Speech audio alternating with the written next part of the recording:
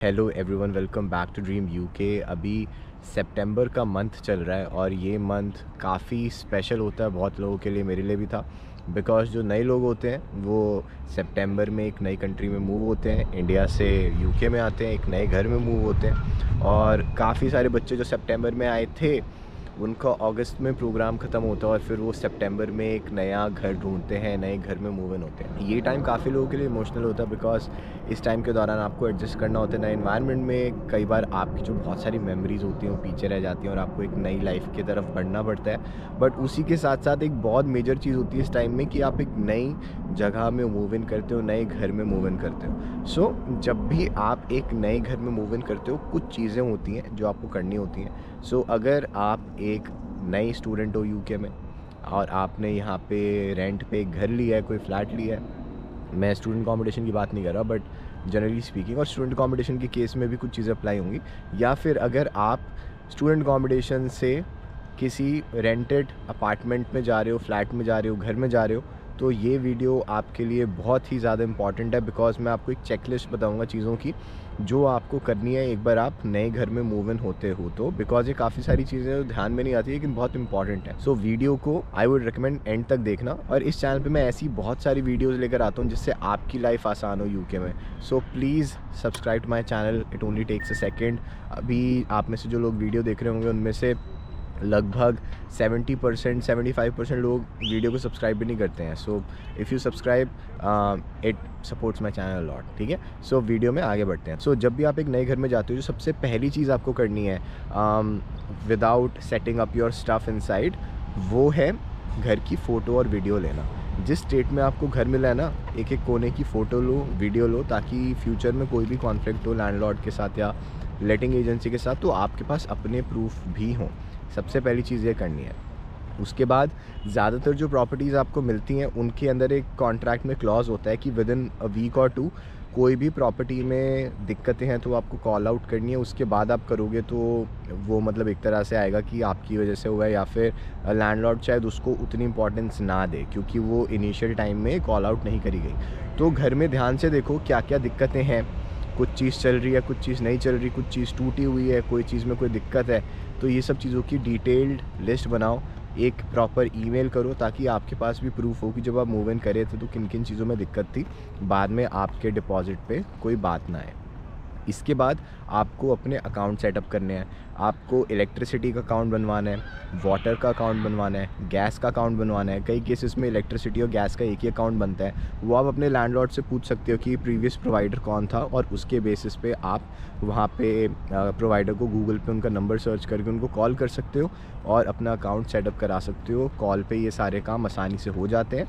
और अपनी रेफरेंस के लिए जिस डेट पे आप मूव इन हुए थे, वैसे तो जो प्रॉपर्टी का अग्रीमेंट होता है उसमें ही मूव इन डेट पे जो आपकी रीडिंग्स होती हैं वो होनी चाहिए। अगर ना हो तो मेक श्योर कि आपकी जो मूव इन डेट की रीडिंग्स थी वो आपके पास हो ताकि आपका एक्यूरेट बिल ट्रैक हो और आपको कुछ भी एक्स्ट्रा पे ना करना पड़े या फिर बाद में कोई ज़्यादा बिल ना आ जाए, ठीक है।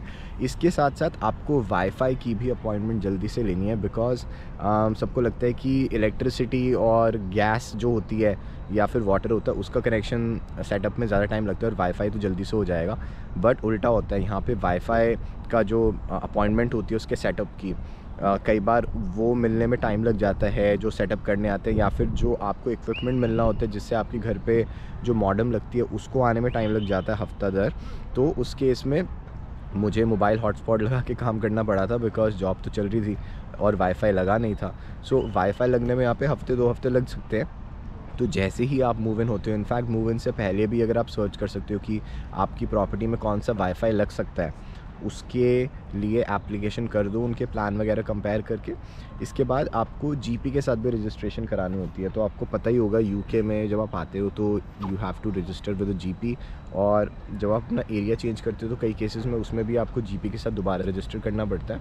अब मैं यहाँ पे एडिनबरा से आया था तो ऑब्वियसली एडिनबरा का जीपी तो यहाँ नहीं चल सकता था, तो यहाँ पे मेरे को जीपी के साथ रजिस्टर अभी तक मैंने नहीं करा है। मैं आपको बता रहा हूँ कि जल्दी कर दूँ, मैंने खुद नहीं करा है बट मैं जल्दी कर दूँगा। जबकि मैं कोई इस प्रॉपर्टी में आए हुए 3-4 महीने हो गए। बट आई वुड रिकमेंड कि आप जल्द से जल्द कर दो ताकि कोई भी मेडिकल इशू हो तो आप फटाफट से अपने जीपी को कॉन्टैक्ट कर पाओ। इसके बाद कुछ एड्रेस चेंज करने वाले काम होते हैं कि अगर आपका एनआरओ एनआरई अकाउंट है इंडिया में तो उसका एड्रेस चेंज आपको करवाना पड़ेगा। उसकी क्या प्रोसेस होती है वो मेरे को डिटेल में नहीं पता, बट आप अपने इंडिया में जो बैंक के रिलेशनशिप मैनेजर है उससे कॉल करके पूछ सकते हो या फिर बात करके पूछ सकते हो।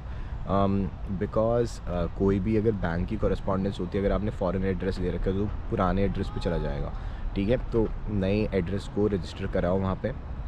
उसके साथ साथ जो आपके यूके के बैंक अकाउंट्स हैं उनका भी आपको एड्रेस चेंज कराना है। वो सिंपली जो आपका बैंक अकाउंट होता है उसका जो ऐप होता है उसकी सेटिंग से चेंज हो जाता है, बहुत ईजी होता है। और अगले मंथ से आपका जो एड्रेस होगा वो चेंज हो जाएगा। उसके बाद आपको जो आपका HMRC अकाउंट है उसमें भी सही रहेगा अगर आप अपना एड्रेस चेंज करा लो, और जो एम्प्लॉयर जिसके साथ आप काम कर रहे हो उनके साथ भी आप अपना एड्रेस चेंज करा लो जो आपकी पे स्लिप्स वगैरह पे आता है। बिकॉज इनमें से काफ़ी सारी स्टेटमेंट्स, आपकी पे स्लिप्स होगी, यूके का बैंक स्टेटमेंट हो गया, ये आपको अपनी शेंगन वीज़ा एप्लीकेशन में लगाना पड़ता है। तो अगर उसमें पुराना एड्रेस हो तो वो ठीक नहीं लगता, अप टू डेट एड्रेस होना चाहिए। और फिर वो एकदम से चीज़ें चेंज नहीं होती हैं, वो 3-3 महीनों की पे स्लिप मांगते हैं और पास्ट बैंक स्टेटमेंट्स मांगते हैं। तो रेट्रोस्पेक्टिवली ये चीज़ें चेंज नहीं होती, जिस डेट से आप चेंज कराओगे उसके बाद वो दिखनी स्टार्ट होंगी। तो अगर आपने टाइम से चेंज नहीं कराया तो आपको पुराना एड्रेस ही आता रहेगा इन सारी स्टेटमेंट्स पर। उसके बाद आपको अपना काउंसिल टैक्स अकाउंट भी सेटअप कराना है, क्योंकि यहाँ पे काउंसिल टैक्स देना मैंडेटरी होता है। आपको पता होना चाहिए आपका बैंड क्या है, क्या आपकी ड्यू डेट है, क्या अमाउंट आपको पे करना है, किस डेट तक मैक्सिमम पे कर सकते हो। तो ये सारी चीज़ें भी आपको नए घर में आके करनी है। और लास्टली आपको मेक श्योर करना है कि जो आपका डिपॉज़िट आपने दिया प्रॉपर्टी का वो एक डिपॉज़िट प्रोटेक्शन स्कीम में लैंडलॉर्ड या लेटिंग एजेंसी ने डाल दिया है। बिकॉज आई थिंक जो लैंडलॉर्ड होता है उसको ये चीज़ करनी ही पड़ती है, the landlord is legally bound to do that, but just make sure कि इट्स डन सो दैट आपका जो डिपॉज़िट है वो सेफ़ रहे। बिकॉज फ्यूचर में कभी भी डिपॉज़िट को लेके कोई भी डिस्प्यूट होती है तो जो डिपॉज़िट प्रोटेक्शन स्कीम वाले होते हैं वो डिस्प्यूट को मैनेज करते हैं और एविडेंस के बेसिस पे फिर डिपॉज़िट रिलीज़ होता है। ऐसा नहीं है कि लैंडलॉर्ड ने बोल दिया कि इतना काटेंगे तो उतना सीधा काट सकते हैं और आप कुछ नहीं कर सकते उस केस में। बट ये आप तभी कर पाओगे अगर आपका जो डिपॉज़िट है वो एक डिपॉज़िट प्रोटेक्शन स्कीम में होगा।